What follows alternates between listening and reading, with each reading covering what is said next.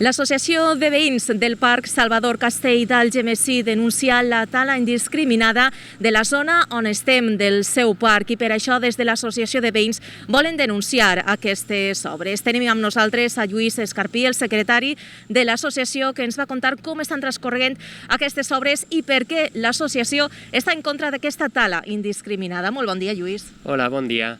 Així teníeu el vostre parc i al mes de desembre l'Ajuntament va decidir començar unes obres de remodelació i això va significar, com ja ha dit, la tala indiscriminada d'arbres, una cosa que esteu totalment en contra des de l'associació. Sí, des del dia 22 de desembre, abans de Nadal, vam veure que s'iniciaven les obres del projecte que ja havien anunciat i, clar, la sorpresa va ser que van arribar així les motosserres, els jardiners, i van eliminar més d'una dotzena d'arbres de gran tamany, de gran port, que eren adults, entre ells 2 pins de gran tamany que hi ha així, o així més araucàries, algunes mèlies que hi ha així, unes altres que feien ombra, i clar, nosaltres la idea que tenim de parc és un parc verd, un parc amb vegetació, amb zones de jardí, i no el projecte que creiem que és el que van a dur a terme.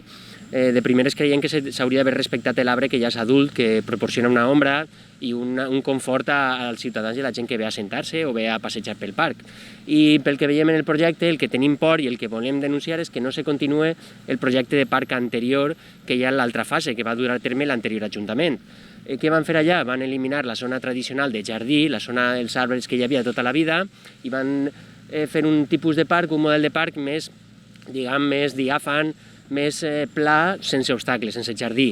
Per què? La nostra idea, perquè ells el que han consolidat allà és un model de parc recinte firal, que és el que va fer l'altre Ajuntament en el Sequer. La gent el coneix com el Sequer perquè és una zona que no té ombra i que cau el sol cau a plom, sobretot en els mesos d'estiu, i tot és asfalt i tot és paviment. Nosaltres així volíem que, com era una nova fase, que es tinguera en compte un poc la visió més, que fos el pulmó verd de la ciutat, que es repoblara amb arbres, amb ombra i un poc més renaturalitzat, i no el model que creiem que serà més estil esplanada, estil recinte firal. Per què creiem que portaran a terme aquest model, segons hem vist en el projecte i segons s'han explicat? Perquè així volen conjugar una miqueta els dos usos, el de parc d'esplai ciutadà, però també el de recinte firal, perquè fan ús d'això com un recinte firal. Clar, necessitem ubicar toldos, carpes, estructures de coberta, casetes, taules per a centenars de persones, i això impedeix que es dediqui a això com a jardí, com a parc i com a zona verda, que és el que nosaltres reivindiquem. Què és el que creiem que podíem haver fet? Si això costarà quasi 1 milió d'euros, perquè el pressupost és de més de 770.000 euros, creiem que es podia haver destinat a iniciar el recinte firal, que una part de la població ja el demana, perquè així podien conjugar el descans dels veïns i una manera de gaudir la zona per part de la ciutadania, dels xiquets, dels majors, amb la diversió de la gent que vol passar-ho bé, que no vol tindre límit d'horaris i que vol fer la festa a la seva voluntat.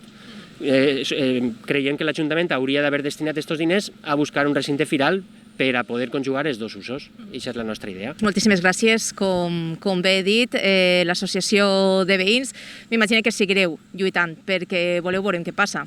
Almenys això, dir la nostra opinió i que ens coneguen. Moltíssimes gràcies. A vosaltres.